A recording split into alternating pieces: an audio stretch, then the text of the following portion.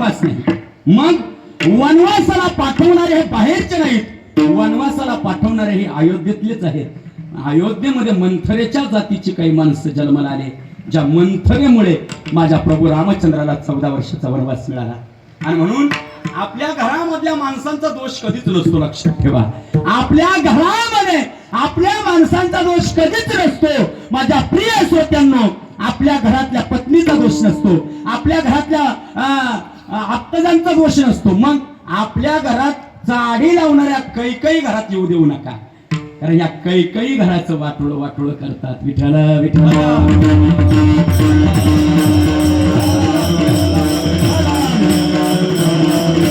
अशा प्रभू रामचंद्राच्या जीवनामध्ये आलेली जी मंथरा आहे, मंथरा, त्या मंथरेमुळे प्रभू रामचंद्रांना 14 वर्षाचा वनवास मिळाला. अशा माझ्या प्रभू रामचंद्राचा हा अवतार महोत्सव आहे, प्रभू रामचंद्राचा नवमी महोत्सव आहे. मला एक सांगा, देवाचा जन्म असतो का देवाचा अवतार असतो? देवाचा जन्म असतो का देवाचा अवतार असतो?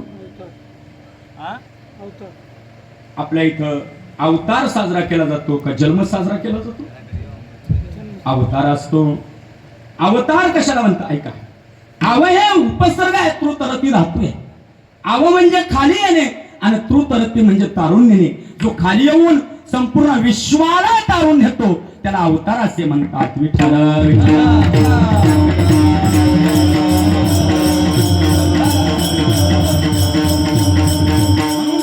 देव जन्माला येतच नाही महाराज. लोक म्हणतात राम जन्माचा उत्सव, राम जन्माचा उत्सव, राम जन्माचा उत्सव. पण मी कालच्या धरून प्रत्येकाला सांगतो, राम जन्म हा शब्द चुकीचा आहे. कारण ज्याचा जन्म असतो त्याचा मृत्यू असतो, लक्षात ठेवा.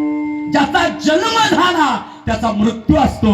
ज्याला जन्मही नाही आणि ज्याला मृत्यूही नाही असा विरहित असणारा परमात्मा आहे. म्हणून प्रभू रामचंद्राचा जन्म नाहीये, जन्म नाहीये.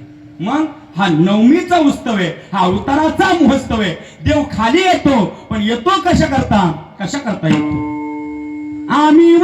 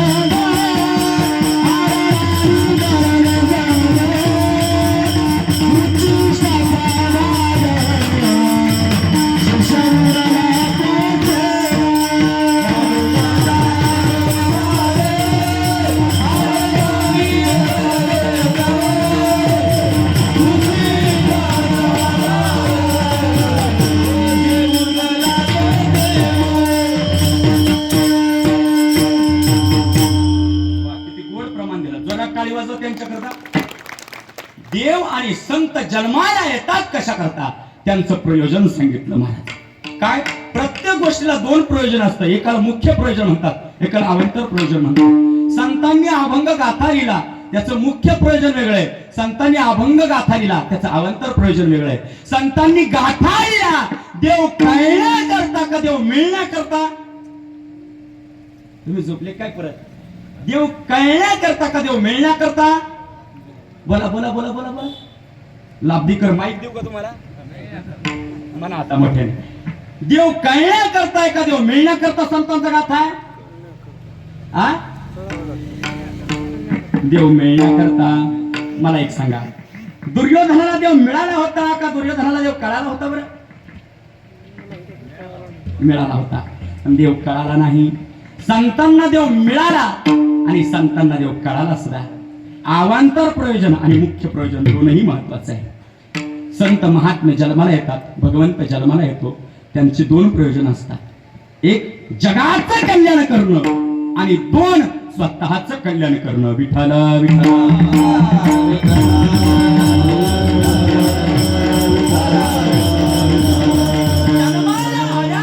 नंतर प्रभू रामचंद्राने ही दोनही प्रयोजन साध्य केली. काय? संतांचंही रक्षण केलं आणि धर्माचंही रक्षण केलं. संतांचंही रक्षण केलं आणि धर्माचंही रक्षण केलं. असे प्रभू रामचंद्राचा जन्म आहे. अवतरती किती अवतार, तुका मान धर्म रक्षावयासाठी, तुका मान धर्म रक्षावयासाठी. धर्माचं रक्षण केलं. देवासही आटी जन्म घेणे,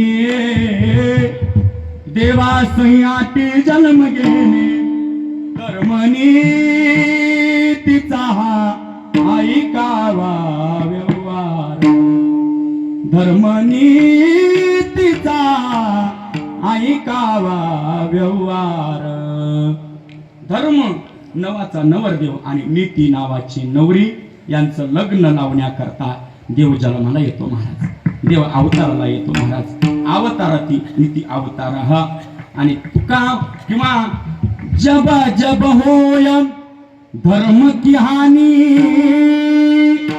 ज्या धर्मावरती ग्लानी येते त्यावेळेस भगवान परमात्मा अर्जुनाला सांगतो, अर्जुना मी अवतार घेतो. यदा यदा ये धर्मस्य ग्लानिर्भवति भारत, अभ्युत्थानम धर्मस्य तदात्मानं सृजाम्यहं, पवित्राणाय साधूनां विनाशाय च दुष्कृतां, धर्म संस्थापनार्थाय संभवामि युगे युगे.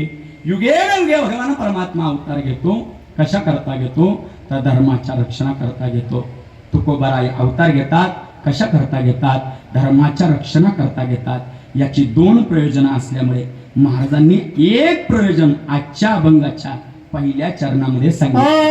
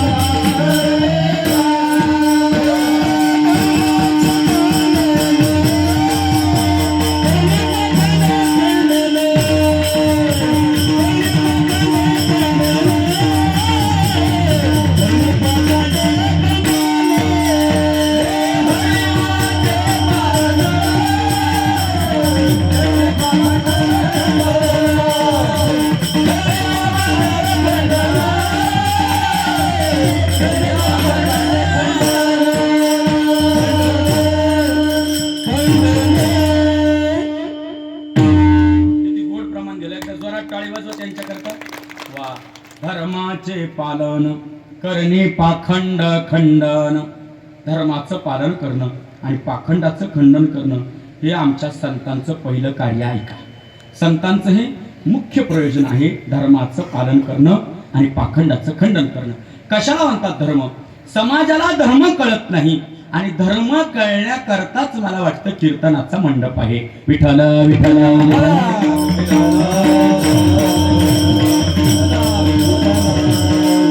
आपल्या लोकांना धर्म कळाला नाही, धर्म कळत नाही म्हणून आपली लोक धर्माधर्मामध्ये भांडतात, धर्माधर्मामध्ये वाद करतात. इतका वाद विकोपाला जातो कधी कधी धर्माधर्मामुळे, कधी कधी धर्माधर्मामुळे गावाच्या गावं पेटवली जातात, कधी कधी धर्माधर्मामुळे, धर्माच्या वादामुळे, धर्मवितंडामुळे देशाला पेटवला जातो. आज इराणमध्ये ना अमेरिकेमध्ये जो वाद चालू आहे, आज 29-30 दिवस होत आले. हा वाद कशाचा आहे? फक्त 2 धर्माचा वाद आहे, लक्षात ठेवा. ज्यू धर्म आणि मुस्लिम धर्म या 2 धर्माचा वाद संपूर्ण जगताला भोगावा लागला. 30 दिवस झाले युद्ध थांबायला तयार नाहीये. या युद्धामध्ये एक एक देश ओढला जातोय. आज जवळजवळ 29 देश आतापर्यंत यात ओढले गेलेले आहेत. जग 3ऱ्या महायुद्धाकडे वाटचाल करतंय. हे धर्माचा वाद आहे. धर्म आणि धर्म, माणसाला धर्मच कळाला नाही. तुकोबाराय म्हणतात, जगद्गुरु तुकोबाराय गाथ्यामध्ये असं लिहितात, धर्म तो ना करे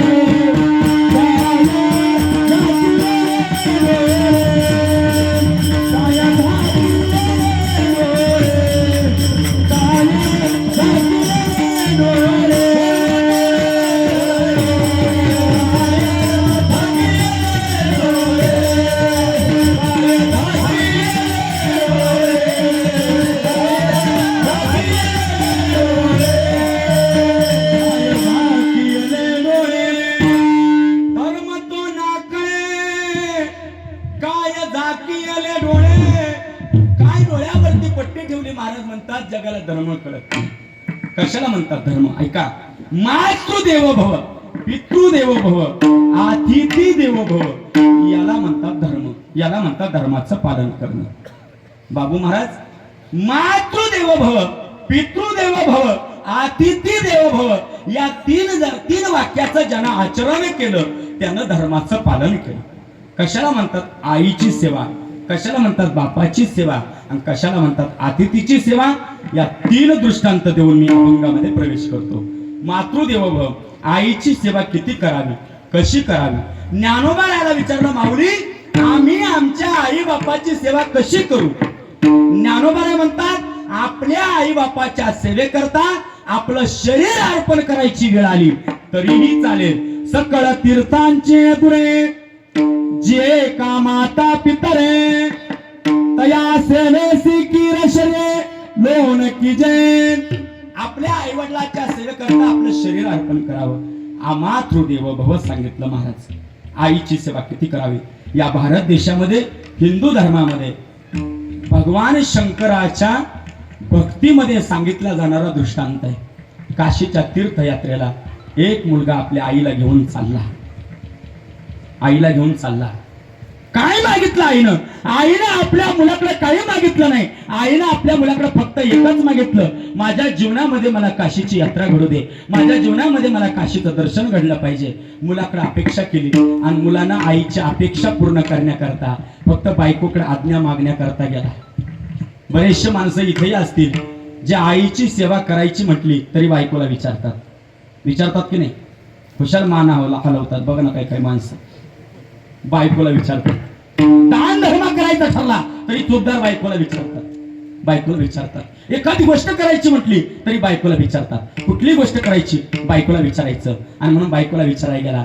बायकोला बरोबर डोहाळ्या जेवणाचा महिना होता. बायकोला डोहाळे लागले होते आणि बायकोला त्यानं विचारलं, अगं ये बोल ना ग काय तुला पाहिजे, अगं ये बोल ना ग काय तुला पाहिजे. बायकोनं सांगितलं द्याल मला. अगं बोल ना ग काय तुला पाहिजे. नक्की द्याल मला. अगं तू बोल ना ग काय तुला पाहिजे. अहो मला द्याल, वचन द्या मला, मी जे मागेल ते मला द्या. दिलं वचन तुला, बोल काय पाहिजे तुला. बायकोने सांगितलं मला तुमच्या आईचं काळीच खावं वाटतंय. काय सांगितलं? तुम्ही झोपले नाही ना? बायकोने काय मागितलं? मला तुमच्या आईचं काळीच खावं वाटतंय, द्याल मला. वचन दिलंय मला, माझं वचन तुम्हाला पूर्ण करावं लागेल. दिलं वचन तुला. निघाला, हातामध्ये कोयता घेतला, आईला फसवलं, आईला कळूनही दिलं नाही, आईला घेऊन निघाला. आईला ऐका ना, आईला खांद्यावरती घेतलं, तीर्थयात्रेला निघाला.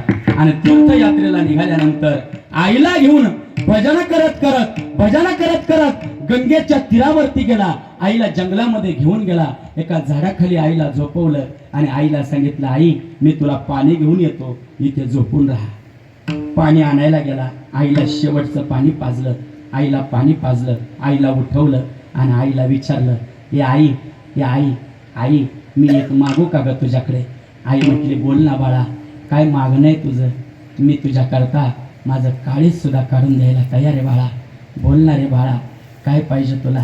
आई मला दुसरं काही नको आहे, आई मला बस तुझं काळीज पाहिजे. आई तुझ्या काळीज मागण्याकरताच मी तुला जंगलात आणलंय. आई ऐक ना ग आई, मला तुझं काळीज काढून दे, तुझ्या काळजाचं जेवण माझ्या बायकोला खाऊ घालायचंय. कोयता हातामध्ये घेतला आणि आईच्या छातीवरती मारला. माझ्या श्रोत्यांनो, मनाचे कान करून ऐका. आईच्या काळजावर जेव्हा घाव घातला, रक्ताच्या चिळकांड्या उडाल्या. आईचं काळीज बाहेर काढलं, रुमालामध्ये गुंडाळलं आणि आईचं काळीज घेऊन पळू लागला. पळता पळता पळता पळता ठेच लागून खाली कोसळला. खाली कोसळल्याबरोबर काळजामधून आवाज आला, काळजातून आवाज आला, ए बाळा लागलं तर नाही ना रे तुला? काय आवाज आला? ए बाळा लागलं तर नाही ना रे तुला? काळजातून आवाज आला. याला आईचं प्रेम म्हणतात. जी मेल्यावर सुद्धा प्रेम करते त्याला आईचं काळीज म्हणतात. आई तुझ्या मूर्ती वाणी,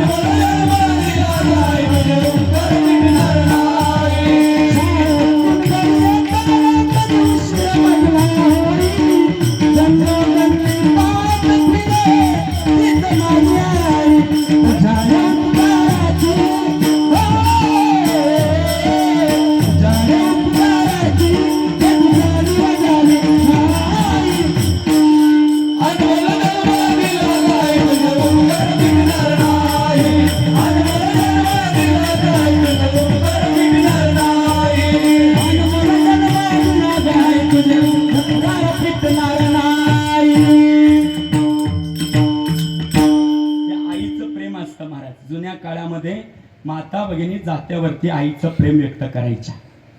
म्हणताना माझ्या पाठीमागे झोपले नाही ना, सगळ्यांनी एका आवाजामध्ये म्हणा, सगळ्यांनी म्हणा, गाडी गुंगाराची घेऊन बंधू माझा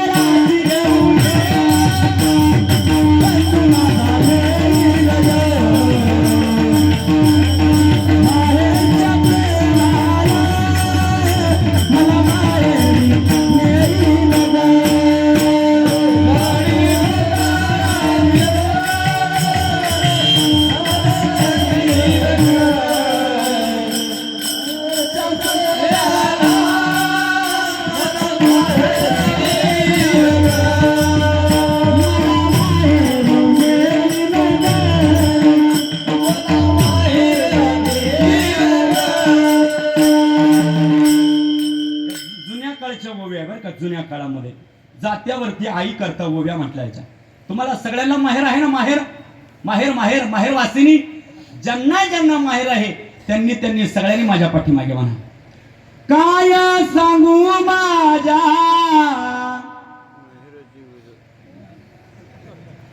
काय म्हणावं बाबा तुम्हाला. असा ओव्या म्हणायच्या जुन्या काळच्या माता भगिनी म्हणायच्या. आई बापाच्या प्रेमाला कोणागारी प्रदक्षिणा आकाशाच्या सीमेला काय सांगू माझ्या आईचे गुण लागून नाही दिलं तहान भुकावून. आईचं प्रेम महाराज जगा वेगळं आहे. आईचं प्रेम हे निष्काम भावनेनं केलेलं प्रेम असतं महाराज. काय मागते व आई आपल्याकडे? चुकलं तुझं बाळाई रडत धाई धाई ग रडत धाई धाई ग. जीवनामध्ये काही मागत नसते आई आपल्याकडे. आपल्याकडे आई काही मागत नाही, निष्काम भावनेनं प्रेम करते. ये ना माझे आई ग ये ना माझे आई ग विसरणाच्या टप्प्यावरती धन्य तू ग माते सर्व संपुनी फक्त राहते आई तुझे नाते आई तुझे नाते. बाकी काय राहतं? आईचं प्रेम हे जगा वेगळंपणे प्रेम आहे. म्हणून मातृदेव भव म्हटलं शास्त्रानं. ऐका ना, पितृदेव भव म्हटलं शास्त्रानं आणि अतिथी देव भव म्हटलं शास्त्रानं. अतिथी देव भव, अतिथीवरती किती प्रेम करावं. मला उदाहरण म्हणून सांगतो.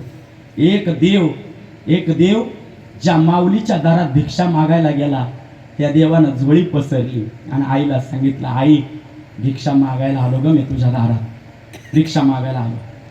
करून उचित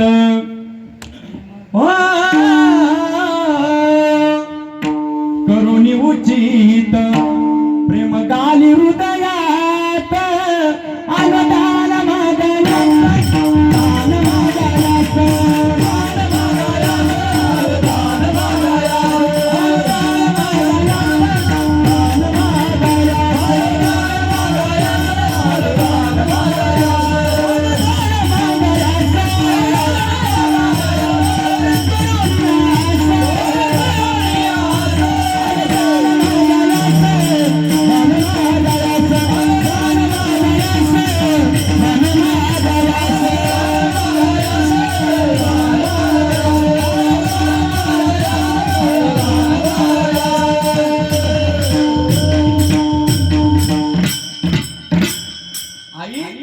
भिक्षा मागायला आलो. देवानं आवाज दिला आणि अनंत ब्रह्मांडाचा मालक दारात उभा पाहिलेला पाहून आई आश्चर्यचकित झाली.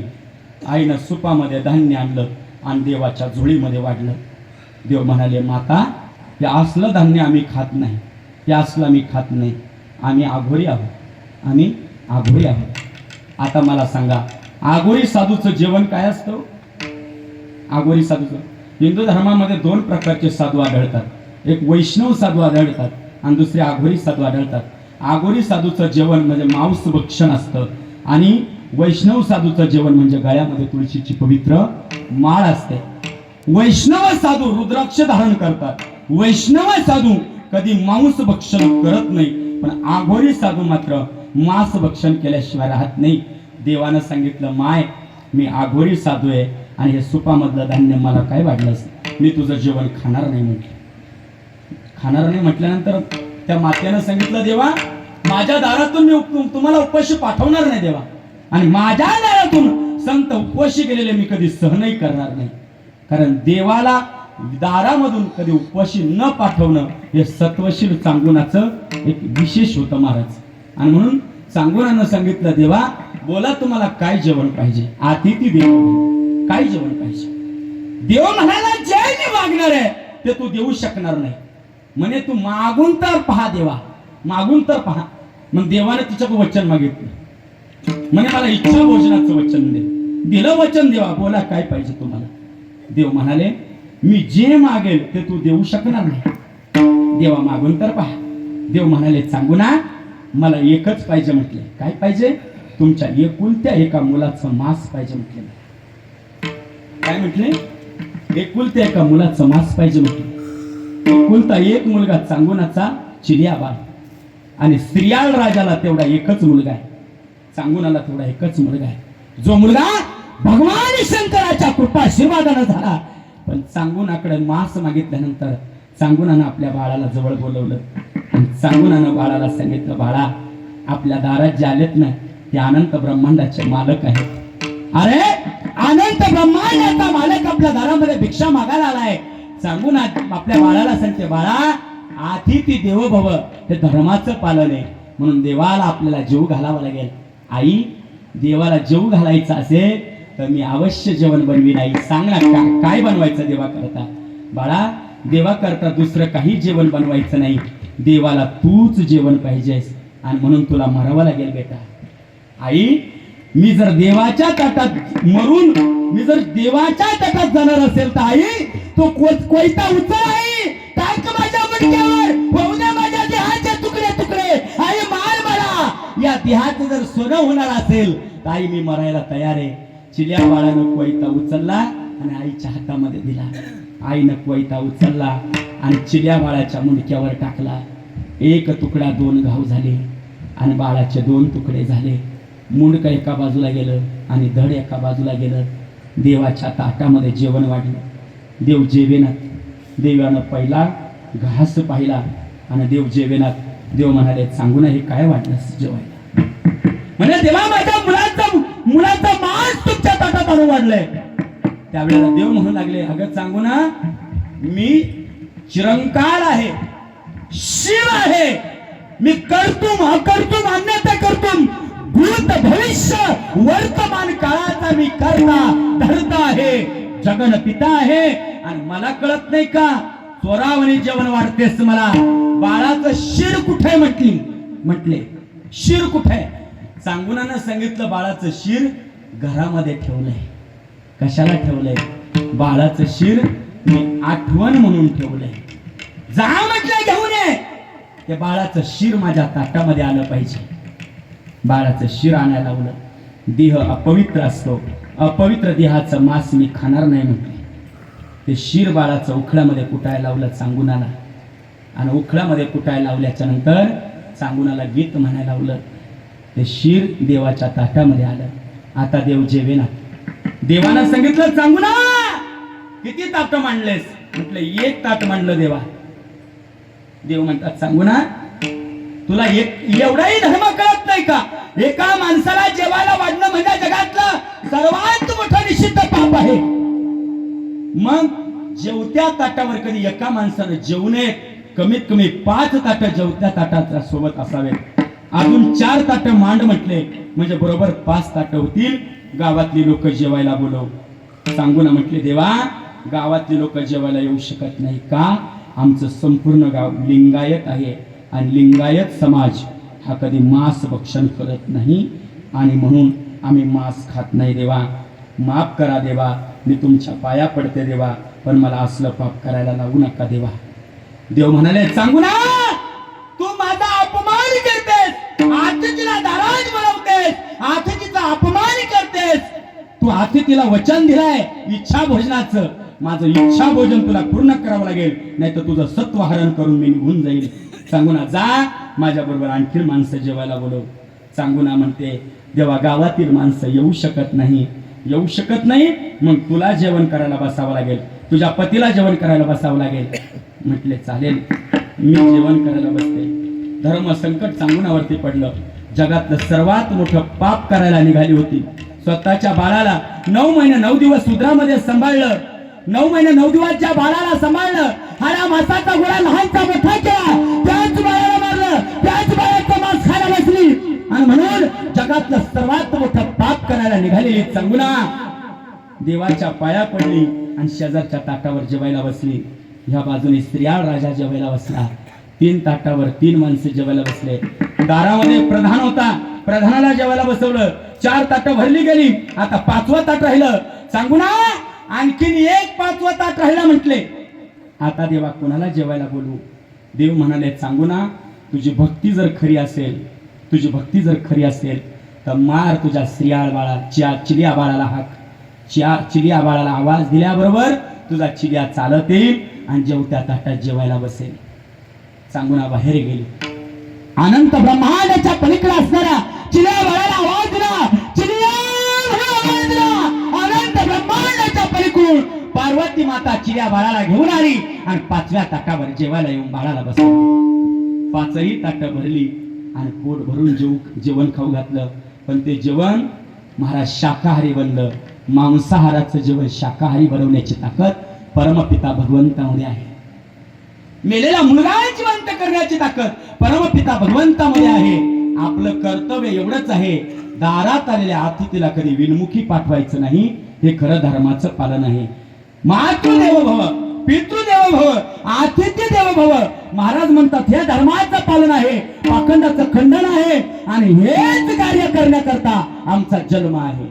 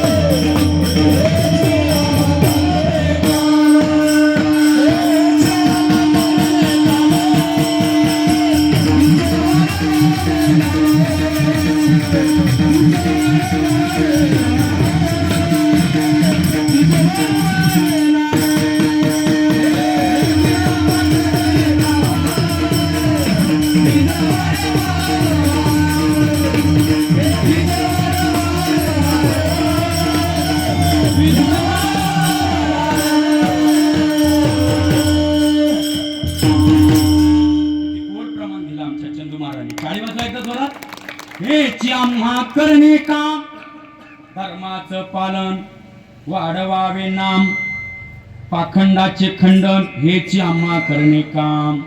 हो, धर्माचं पालन. धर्म धर्म धर्म कशाला म्हणता? ऐका, धर्माच्या रक्षणाकरता विशेषतः हिंदू धर्म. आणि हिंदू धर्म हा आपल्याला सगळ्यांना कळायला पाहिजे. कशाला म्हणतात हिंदू धर्म?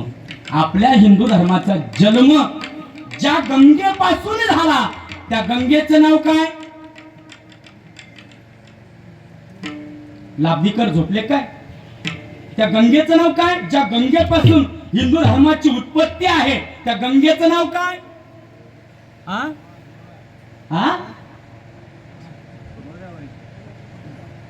बरं आपल्या धर्माचं नाव काय? हिंदू. आपल्या धर्माचं नाव हिंदू आहे. पण हिंदू धर्माचा जन्म ज्या गंगेपासून झाला ती गंगा आपल्याला सगळ्यांना माहित पाहिजे. ज्ञात व्हावं म्हणून त्याचं ज्ञान करून देतो. हिंदू धर्माचा जन्म हा गंगा मातेपासून नाही. ऐका, हिंदू धर्माचा जन्म नर्मदा मैयापासून नाही, तर हिंदू धर्माचा जन्म ज्या गंगेपासून झाला ती गंगाच आज आपल्या भारतात नाही. ती गंगाच आपल्या भारतात नाही. आपल्या राष्ट्रगीतामध्ये ज्या गंगेचा उगम आहे, आपल्या हिंदू धर्माच्या मंगलाष्टकांमध्ये गंगा सिंधू आहे ना नाव. सिंधू गंगेनंतर नाव येतं सिंधू. गंगेच, यमुनेच, सरस्वतीच ही जी नावं आहेत त्याच्यामध्ये सिंधू नदीचं नाव येतं. आणि या सिंधू नदीच्या काठावर जे राहतात त्यांना सिंधू धर्मीय म्हणतात. सिंधू धर्म हा सिंधू धर्म आहे. पण सिंधूचा उच्चार हा सिंधू हा असा झालाच नाही. सिंधूचा उच्चार हा हिंदू झाला. आणि म्हणून हडप्पा संस्कृती, हडप्पा मोहनजोदडो संस्कृती ही आपली पुरातन संस्कृती आहे. सिंधू नदीच्या काठावर राहणारे हिंदू आहेत. हिंदू हा अपभ्रंश झालेला शब्द आहे. नाव झालं हिंदू धर्म. हिंदू धर्माचा जन्म झाल्यापासून हिंदू धर्मानं अतिक्रमण सहन केलेली आहेत. आतापर्यंत हिंदू धर्मावर अनेक वेळेला अतिक्रमण झाले. विशेषतः ज्ञानोबा माऊलीच्या काळामध्ये 12व्या शतकामध्ये हिंदू धर्मावर पहिलं अतिक्रमण झालं. मुघल बादशाह आदिलशाह, मुघल बादशाह कुतुबशाह, मुघल बादशाह अनेकांनी या हिंदू धर्मावर अतिक्रमण केलं. पण ज्यांनी अतिक्रमण करण्याचा प्रयत्न केला त्यांना पुरून उरला हा हिंदू धर्म. पुरून उरला महाराज. आणि विशेषतः 750 वर्षापूर्वी भारत देशावर पहिलं अतिक्रमण झालं. मुघल बादशाह अल्लाउद्दीन खिलजी यांना अतिक्रमण केलं आणि आपल्या भारत देशाचा हिंदू धर्माचा जो तिरंगा झेंडा आहे तो फडकत होता. कुठे? दौलताबाद, म्हणजे सध्याचा दौलताबाद. जुन्या काळचं नाव देवगिरी किल्ला. देवगिरीवरती राजा रामदेवाचं राज्य होतं. राजा रामदेवाचं राज्य संपलं. हिंदू धर्माचं भगवं निशाण खाली कोसळलं आणि त्या ठिकाणी हिरवं निशाण फडकू लागलं. भारत देशाचा स्वाभिमान, भारताची अस्मिता ही मातीमध्ये मिळाली, धुळीमध्ये मिळाली. त्या दिवसापासून भारत हा स्वाभिमान विसरला. स्वाभिमान विसरलेला भारत इकडे तिकडे हिंदू धर्माला कोणी पाईक राहिलं नाही. जिकडे तिकडे अंधाधुंद कारभार माजला. जिकडे तिकडे अंधाधुंद कारभार. आया बहिणीवर दिवसा ढवळ्या अत्याचार व्हायचे, बलात्कार व्हायचे. अशा वेळेला एकच माऊली धावून आली आणि ती माऊली 350 वर्षापूर्वी आमच्या छत्रपती शिवाजीराजाची आई, राष्ट्रमाता, धर्ममाता, जिजामाता, धन्य धन्य थोराई शिवरायाची जिजाई. आज पूजित महाराष्ट्र सारा. छत्रपती शिवाजी महाराज की जय. धन्य धन्य थोराई शिवरायाची जिजाई. आज पूजित महाराष्ट्र सारा.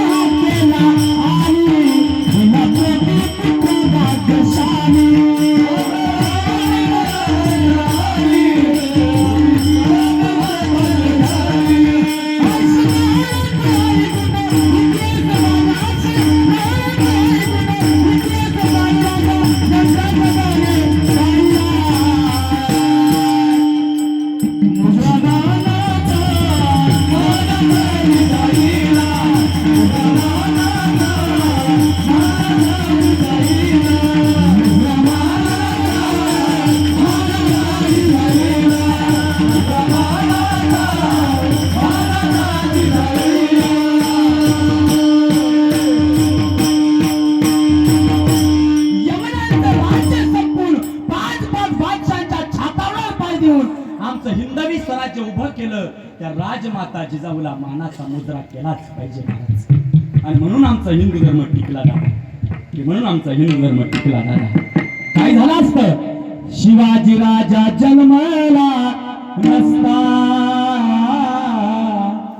हिंदू धर्म बुडाला असता. शिवाजी राजा जन्मला नसता, हिंदू धर्म बुडाला असता. अरे परवाना केली दुधाची आई तुझ्या जिजाऊ, झाला महाराष्ट्राचा राजा शुभ राजा गे, झाला महाराष्ट्राचा राजा शुभ राजा गे.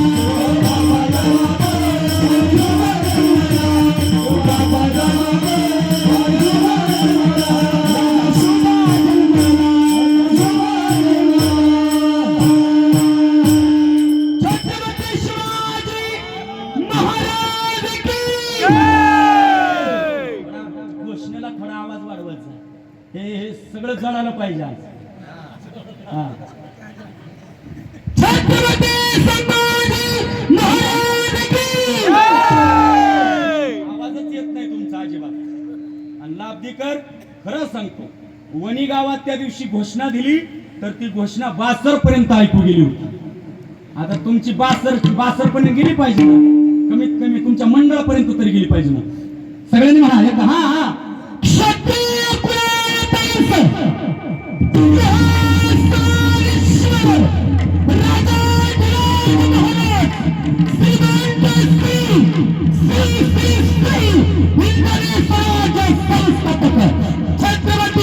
शिवाजी महाराज आवाजच येत नाही. सोबदार काय करावं बरं आता ऐका महाराज, हिंदू धर्माकरता छत्रपती शिवाजीराजाचा जन्म झाला. ऐका ना दादा, 350 वर्षापूर्वी 18 पगड जातीतील सगळ्या मावळ्यांना गोळा केलं. राजांना जात पाहिली नाही, राजानं धर्म पाहिला नाही, राजानं कुळ पाहिलं नाही, राजानं गोत्र पाहिलं नाही, राजानं पंचांग पाहिलं नाही, राजानं कुणालाच बोलवलं नाही. राजाला जो माणूस आवडला तो माणूस आपलासा केला. हिंदवी स्वराज्याच्या राजाचं वैशिष्ट्य, जो आवडला तो आपलासा केला. एकदा खेळ चालला होता शिवाजी राजाचा खेळ काय असा साधा सुद्धा नव्हता. ऐका ना, अरे हमामा पोरा हमामा, हमामा पोरा हमामा,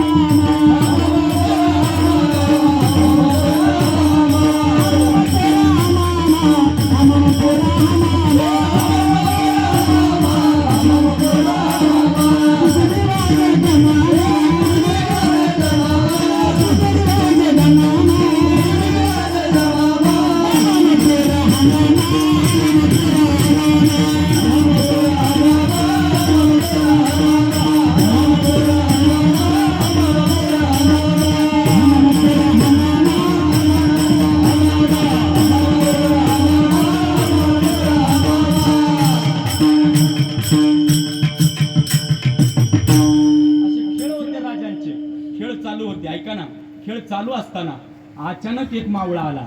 अचानक मावळा आला. मावळा स्वराज्यामध्ये सामील होण्याकरता आला. आणि त्या मावळा आल्याच्या नंतर झाडावरती असणाऱ्या मावळ्यांनी विशिष्ट प्रकारचा आवाज काढला. लाभीकर विशिष्ट प्रकारचा आवाज आला. मावळ्यांचा आवाज त्या नायकांनी ऐकला. आणि बहिर्जी नायकांनी सांगितलं, राज आहेत का? राज म्हणे आहेत ना. कुठे? राजगडावर आहे. काय करतायत? खेळ खेळतायत. कोणता खेळ? म्हणे हमामा खेळतायत, हुतुतू खेळतायत, चेंडूफळी खेळतायत. मला राजाला भेटायचंय. भेटेल ना राजा, चला ना राजांकडे घेऊन. गेला राजाकडे. आणि बहिर्जी नायकानं राजाला सांगितलं, राज मला तुमच्या गाड्यांमध्ये सामील करून घेता का? राजांना सांगितलं, काय करशील तू? काय खेळ खेळशील तू? राजा तुम्ही सांगाल ते खेळ खेळेल. तुम्ही म्हणाल ते. तलवार येते का तुला? राजा तलवार खेळ. ढाल येते का तुला? राजा ढालीवरती ढाल चढवेल. राजा बोला, काय खेळ खेळायचं? तुम्ही सांगाल ते खेळ खेळू राज. तुम्ही म्हणसाल ते डोंगर चढू राज. तुम्ही म्हणसाल तो गणित कावा खेळू राज. राज याला बहिर्जी नाईक म्हणतात. राज तुम्ही सांगाल ते काम करील. फक्त तुमची सेवा करण्याची संधी या बहिर्जी नाईकाला मिळावं. राजा लाख मेला तरी चालेल, पण लाखाचा पोशिंदा माझा शिवाजी राजा जगला पाहिजे. राज माझा शिवाजी राजा जगला पाहिजे. मला तुमची सेवा करू देणार. राजांना त्याला घेतला आपल्याकडे आणि निघाला बाहेर. मुजरा केला राजाला. मुजरा करून राजांना निघाला बाहेर.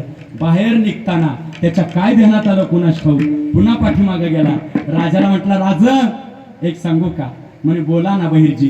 राज मी ज्यावेळेस आतमध्ये आलो ना आणि राजगडाची वेस वलांडल्याबरोबर तुम्ही जी माणसं झाडावर पेरलेत त्या माणसांना सांगून ठेवा राज, त्यांनी मी आल्यानंतर मोराचा आवाज काढला. कशाचा आवाज काढला? मोराचा आवाज काढला. पण राजा तुमच्या मावळ्यांना सांगून ठेवा, उन्हाळ्यामध्ये मोर कधी आरडत नाही. उन्हाळ्यात मोर कधी आवाज करत नाही. सांगा तुमच्या मावळ्याला. यांना एवढं सुद्धा नॉलेज नाही. राजांना बहिर्जी नाईकांची हीच युक्ती आवडली आणि म्हणून बहिर्जी नाईकाला राजांना गुप्तहेर संघटनेचा प्रमुख बनवलं. तोच बहिर्जी नाईक राजांचा हक्काचा माणूस तयार झाला. असा एक एक मावळा शिवाजी राजांना जमवला. एक एक मावळा राजाचे मित्र असत. ऐका, राजाचे मित्र असत का मित्रासाठी मित्र जीव द्यायला तयार झाला. नाव होतं मुरारबाजी देशपांडे. किल्ला दिला होता राजांना पुरंदर. आणि पुरंदराची सेवा करायला गेलेला मुरारबाजी फक्त 350 मावळे घेऊन लढत होता. 350 मावळे होते. पुरंदरावरती मुरारबाजी लढत होता. आणि राजा जयसिंग आणि दिलेर खानाची स्वारी स्वराज्यावरती झाली होती. पुरंदर आता जिंकला जरा होता. पुरंदरावर तोफांचा मारा चालू झाला. पुरंदर जळत होता. जळताना पुरंदर शिवाजी राजाला पाहिला आणि शिवाजी राजानं दिलेर खानाला निरोप पोचवला. दिलेर खान, तुम्ही ज्याच्या सोबत लढताय तो माझा मुरारबाजी आहे. तुम्ही 200 दिवस जरी लढलात तरी माझा पुरंदर खाली कोसळणार नाही. दिलेर खानाने युक्ती लढवली. शिवाजी राजाचा हा मावळा मारल्याशिवाय जायचंच नाही. म्हणून दिलेर खानानं राजा जयसिंगाला सांगितलं समोरून हल्ला करायला. दिलेर खानाला पाठीमागून वार केला. भाला फेकला आणि तो भाला आरपार मुरारबाजीच्या घुसला. मुरारबाजी खाली कोसळला. मुरारबाजीच्या छाताडावरती पाय दिला आणि दिलेर खानानं मुरारबाजीचं मुंडकं उडवलं. मुंडकं उडवल्याच्या नंतर नुसत्या धडानं 350 यवन कापणारा हा मुरारबाजी देशपांडे स्वराज्याचा एकमेव मावळा आहे ज्यानं 350 यवन कापले होते. 350 असे मावळे होते दादा. आणि असा राजा होता दादा. माझ्या शिवाजी राजासारखा राजा पुन्हा या भारताला मिळाला नाही आणि मिळणार नाही. सगळ्यांनी हात वरती करायला. वा वा वा वा वा. सगळ्यांनी माझ्या पाठीमागे आपल्या राजा करता म्हणावं का. एकच राजा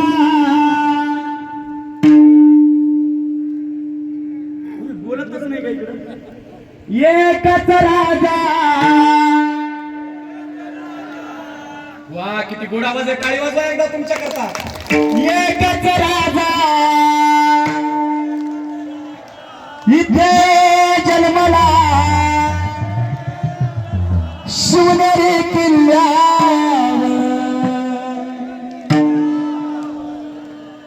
शिवनेरी किल्ल्यावर माझ्या राजाचे नाव राजप्रगट फुलांच्या गल्ल्यावर माझ्या राजाचे नाव राजप्रगट फुलांच्या गल्ल्यावर माझ्या राजाचे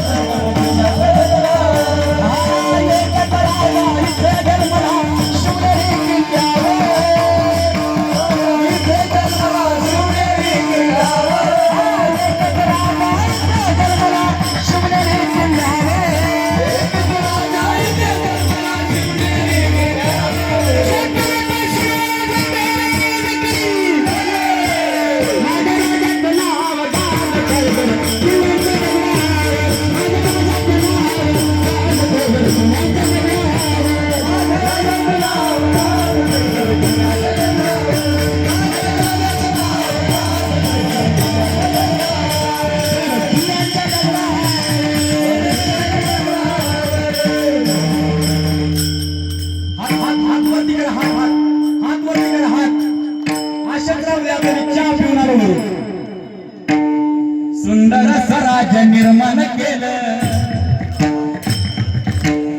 आवाज सुंदर स्वराज निर्माण केलं तलवारीच्या धारेवर तलवारीच्या धारेवर सुंदर स्वराज निर्माण केलं तलवारीच्या धारेवर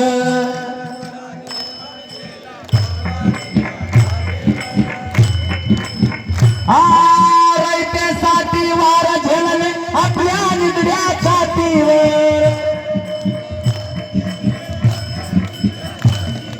रयतेसाठी वार झेलले आपल्या निधड्या छातीवर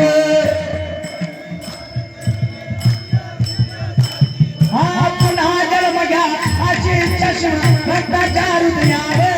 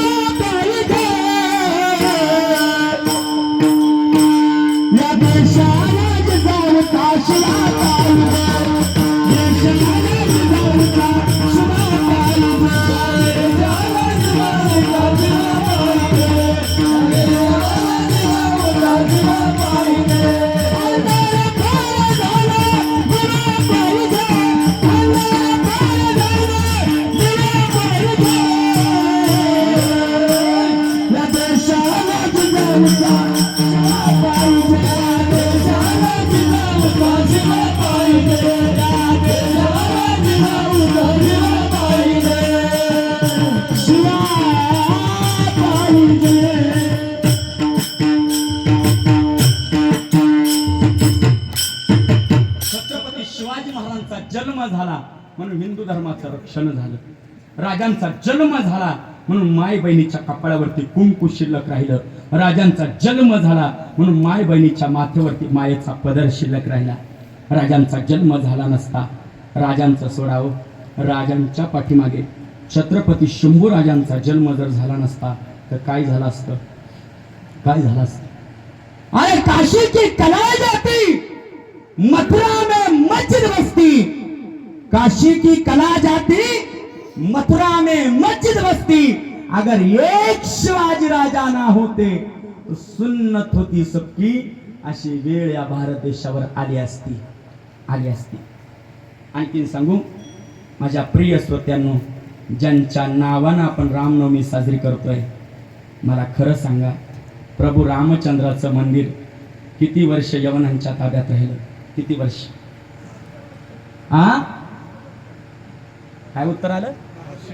500 वर्ष. ऐका ना दादा, 500 वर्ष नाही, त्याच्याही पूर्वीपासून बाबराच्या काळापासून, बरोबर की नाही, बाबराच्या नावानं मस्जिद उभी राहिली. माझा प्रभू रामचंद्र इतक्या दिवस महालामध्ये झोपलाच नाही, महालात झोपला नाही. रामनवमीचा उत्सव चालू होता. मी घडलेली घटना सांगतोय.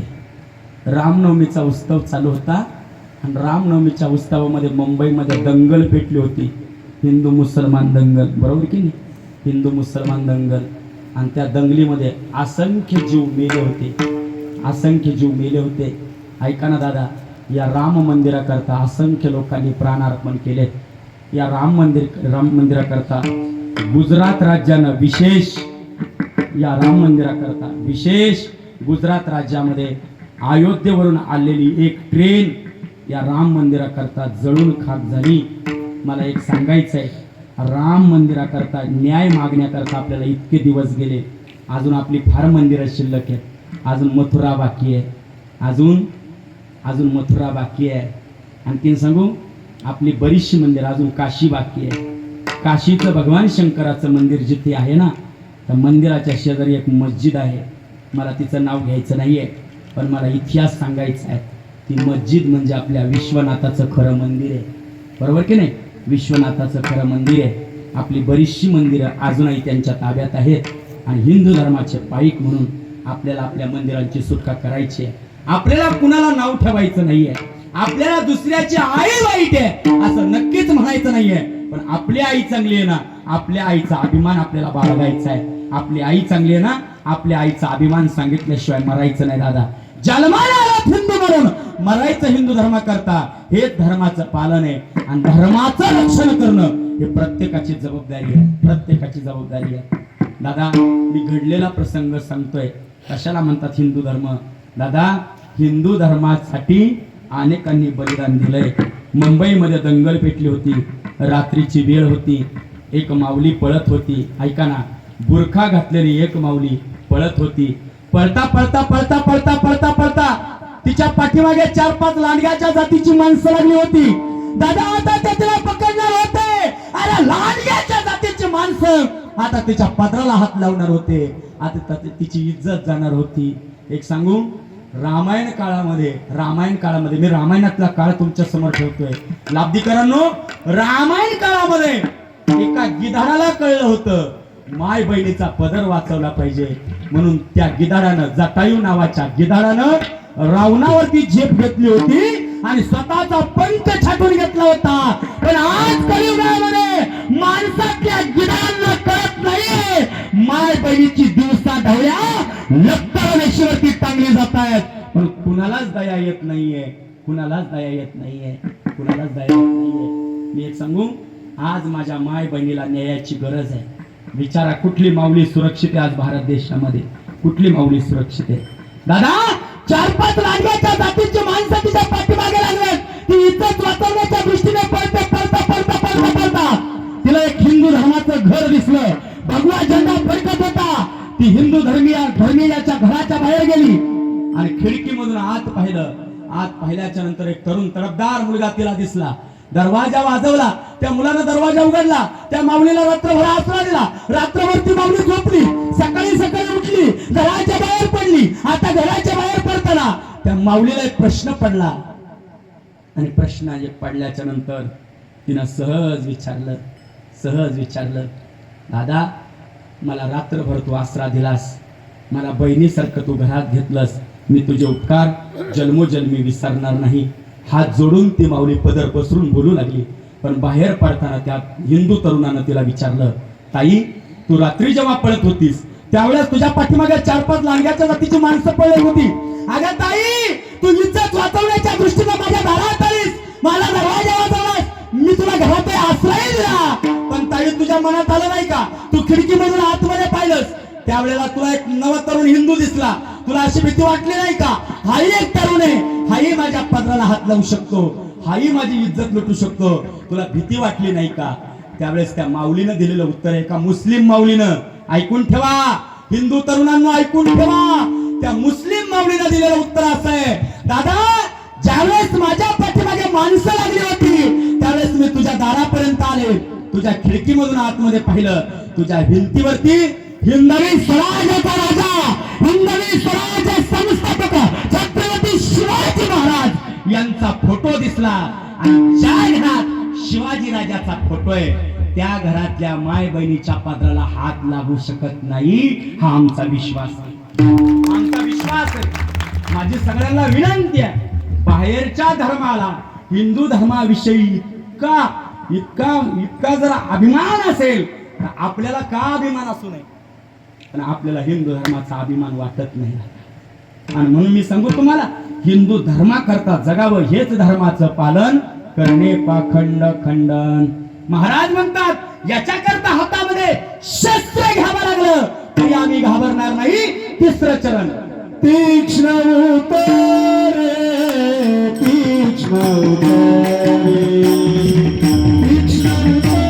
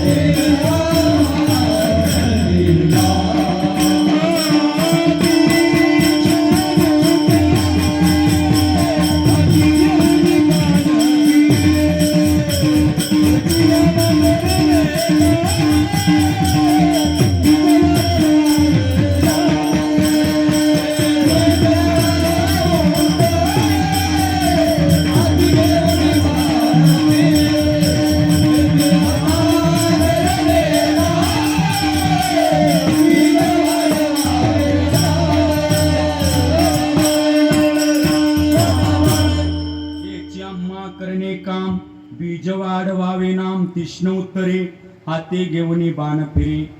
आल्यानंतर मंदिरामध्ये दर्शन करता गेलो. मारुतीरायाची मूर्ती पाहिली.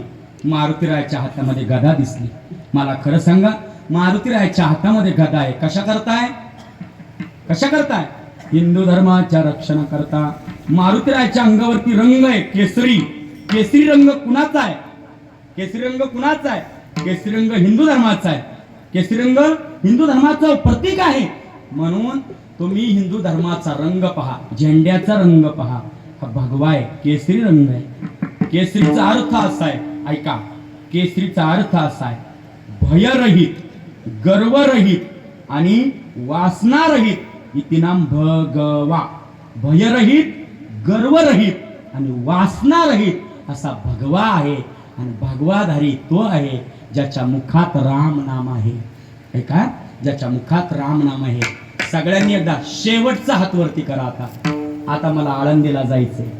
सगळ्यांनी शेवटचा हात करा आणि शेवटचा हात करून मला टाटा बाय बाय करा. हा, सगळ्यांनी म्हणा, हर घर में अब एक ही नाम.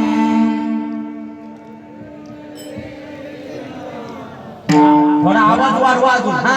हर घर में अब एक ही नाम, एक ही नारा गूंजेगा. हर घर में अब एक ही नाम, एक ही नारा गूंजेगा. मेरे भारत का बच्चा बच्चा, मेरे भारत का बच्चा बच्चा, जय जय श्री राम.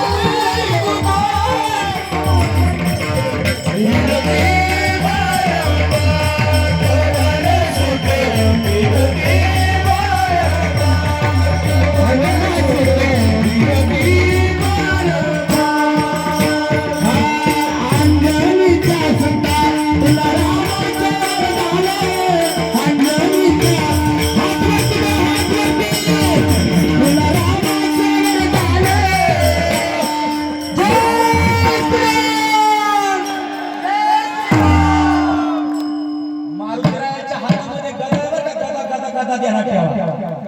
मारुतीरायाच्या हातात गदा आहे. सगळ्यांनी हात वरती करा आणि माझ्या पाठीमागे म्हणा जय श्रीराम. आवाज अयोध्येपर्यंत गेला पाहिजे. जय श्रीराम. अंजनीच्या सुता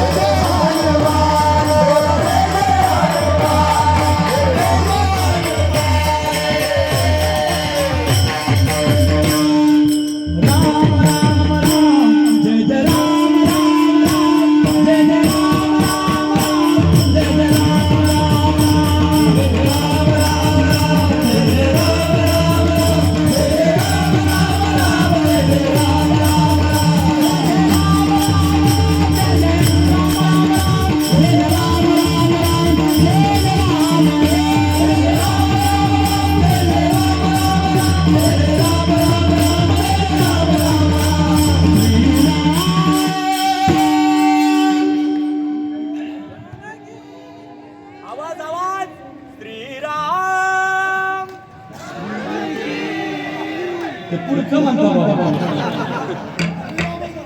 जानकी बैठे मेरे सीने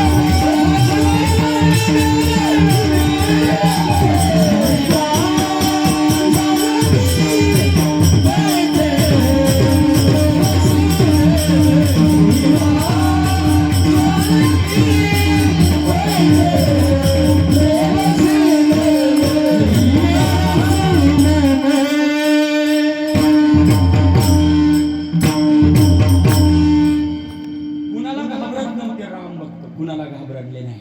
ऐका, कुंभकर्णानं एका माकडावरती पाय दिला. असा माकडावरती युद्ध मैदानावर माकडावरती पाय दिला. कुंभकर्णाचं कामच एवढं, फक्त जे माकड दिसलं ते असं उचलायचं आणि खाऊन घ्यायचं. माकड दिसलं का उचलायचं आणि खाऊन घ्यायचं.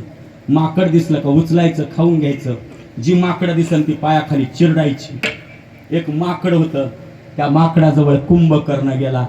नाव विचारलं, काय रे तुझं नाव? या देहाला गंधमादन म्हणतात. काय म्हणतात? गंधमादन. का रे, तुला माझी भीती वाटत नाही का? मी राक्षस आहे. काय म्हटला? मी राक्षस आहे.